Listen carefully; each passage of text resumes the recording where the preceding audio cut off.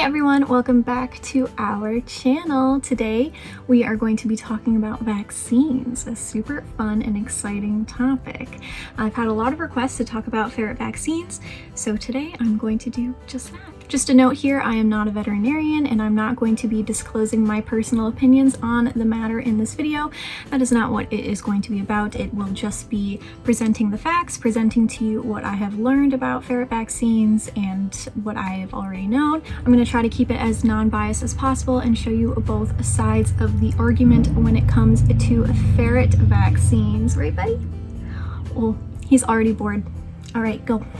Before we begin, do not forget to hit the like button, subscribe, and make sure that your notifications are on so you do not miss a single upload from me. I post ferret care educational content here on YouTube as well as my other platforms, Instagram, Facebook, and so on. All right, so ferrets can be vaccinated for both rabies and distemper. They can catch canine distemper, not feline distemper. So for rabies, according to my research, there is only one FDA-approved vaccine that is used commonly on ferrets. It is called the IMRAB3 by Muriel. For distemper, there are a couple options. The most common one is Fervac D, and then there's also Galaxy D, which we will talk more about later. As far as how often they're supposed to get their vaccines, according to the Ferret Association of Connecticut, which is where I get a lot of my answers when it comes to specific vaccinating information, according to them, the first rabies vaccine should be given at 3 months of age and then annually thereafter. Most states do require that you keep them up to date on their rabies vaccine yearly.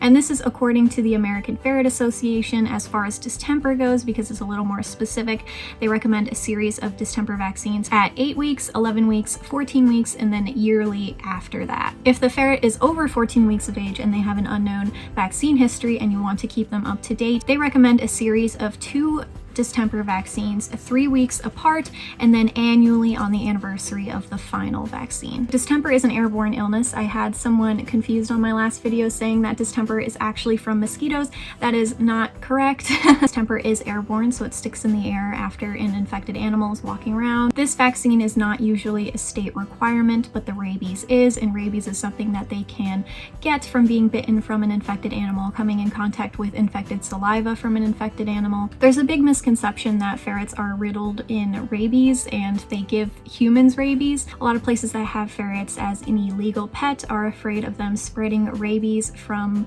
themselves to other humans. According to Kansas State University, there have been fewer than 20 cases of rabies in ferrets in the US since 1954. That's 66 years ago.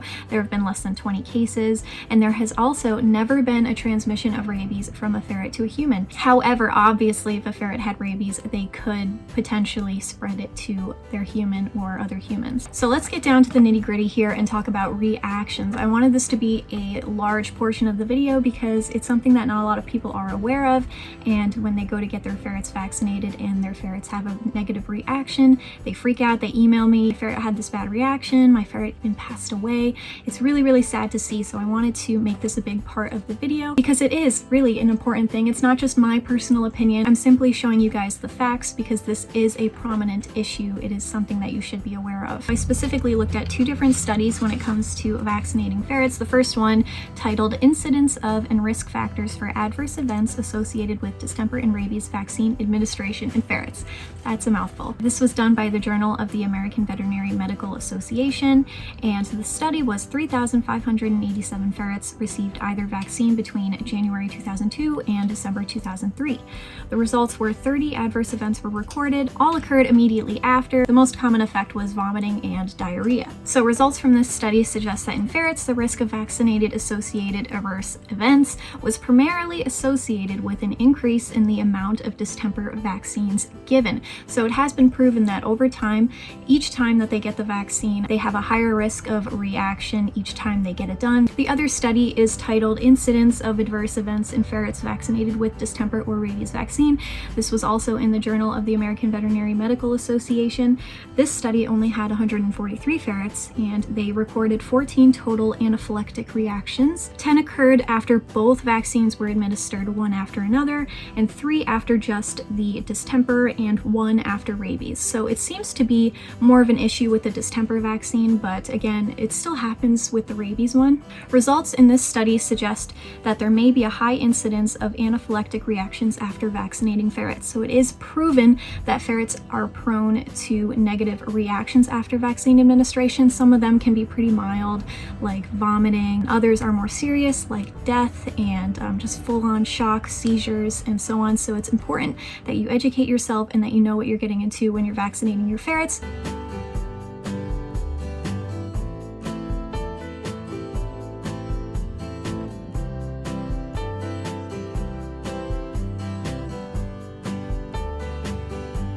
I also wanted to talk a little bit about specific distemper vaccines and how some of them are prone to giving ferrets more reactions than other distemper vaccines. I read about this in the Baltimore Ferret Club newsletter. Someone had a ferret with an extreme reaction to the Ferret D. So the following vaccine for that, they chose to pre-medicate, meaning they gave Benadryl, something of that nature, before the vaccine, and they still had issues. And then the following year, after doing the same pre-medicating steps before administering the Ferret D, the ferret actually almost died from having such a severe reaction. They shouldn't have gotten the vaccine done twice after they already had a serious reaction the first time, but I mean, what are you going to do? It already happened. There have been a lot of records of seizures and projectile vomiting after the Ferret D. So according to the Ferret Association of Connecticut, which is where I saw this article being posted, they recommend doing Galaxy D. It's a different vaccine for distemper for ferrets that is also actually for canines. The Galaxy D should be readily available. You may have to request that your veterinarian provides this, and you might have to pay extra because they have to order like a case of them, and if you're one of their only ferret clients, you may have to pay a little extra for that, but in my opinion, I think it's worth it. It will lessen your ferret's chances of having a negative reaction. I think it's definitely worth it. There's also a ferret distemper vaccine called PureVax. That one actually has a lot less of a chance of giving your ferret negative reactions, but sadly, it appears to have been out of production for a very long time, so I don't know if that's something that's even still available right now. According to the FACT website, they say that it's not still available, but again, I'm not sure. I'm not a veterinarian, so I'm not keeping up to date with what's available and what's not available on the market. It says that the PureVax was reliable until 2008 to 2009, and there was a lot of shortages, back orders, and then eventually it just stopped being produced, unfortunately. And then this is a quote that was taken from the website.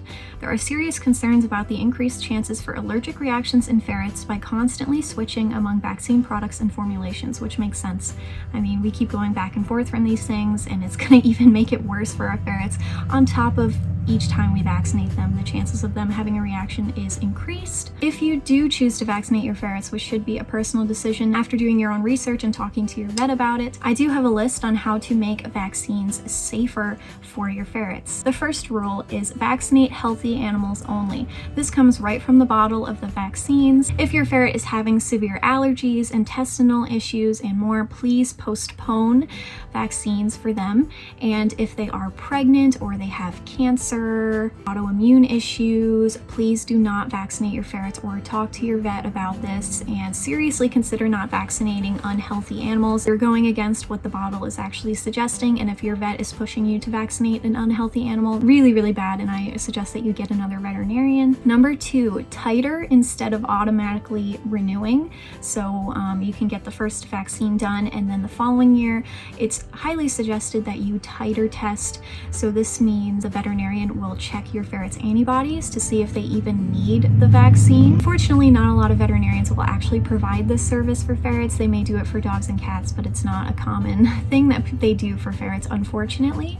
But if your vet does offer this service, I do recommend doing this instead of auto-renewing. Number 4 is a big one. Never vaccinate for both distemper and rabies in the same visit. And yes, there are veterinarians that do this. Tanji, for example, the first vet that he had went to before he came to me, they had done both vaccines in the the same day, which is very concerning. This is a huge risk, as we've seen from the studies done on ferrets after they get the vaccines and the reactions that they get.